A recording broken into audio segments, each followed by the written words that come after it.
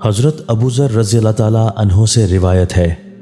کہ رسول اللہ صلی اللہ علیہ وآلہ وسلم ایک دن سردی کے ایام میں باہر تشریف لے گئے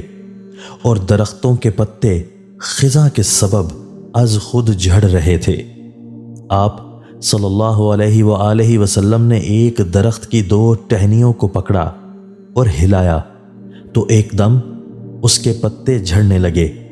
پھر حضور صلی اللہ علیہ وآلہ وسلم نے مجھے مخاطب کر کے فرمایا، اے ابو ذر، میں نے عرض کیا حاضر ہوں یا رسول اللہ صلی اللہ علیہ وآلہ وسلم۔ آپ صلی اللہ علیہ وآلہ وسلم نے فرمایا، جب مومن بندہ خالص اللہ تعالیٰ کے لیے نماز پڑھتا ہے تو اس کے گناہ ان پتوں کی طرح جھڑ جاتے ہیں۔ تشریح یعنی جس طرح آفتاب کی شعاعیں اور موسم کی خاص ہواؤں نے ان پتوں کو خشک کر دیا ہے اور اب یہ ہوا کے معمولی جھونکوں سے ذرا حرکت دینے سے اس طرح جھڑتے ہیں، اسی طرح جب بندہ مومن پوری طرح اللہ تعالیٰ کی طرف متوجہ ہو کر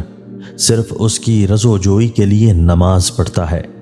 تو انوار الہی کی شعاعیں اور رحمت الہی کے جھونکے اس کے گناہوں کی گندگی کو فنا اور اس کے قصوروں کے خس و خاشاک کو اس سے جدا کر کے اس کو پاک صاف کر دیتے ہیں۔ دوستو، اللہ تعالی ہمیں ان احادیث مبارکہ پر عمل کرنے اور اپنی زندگیوں کو سنوارنے کی توفیق عطا فرمائے۔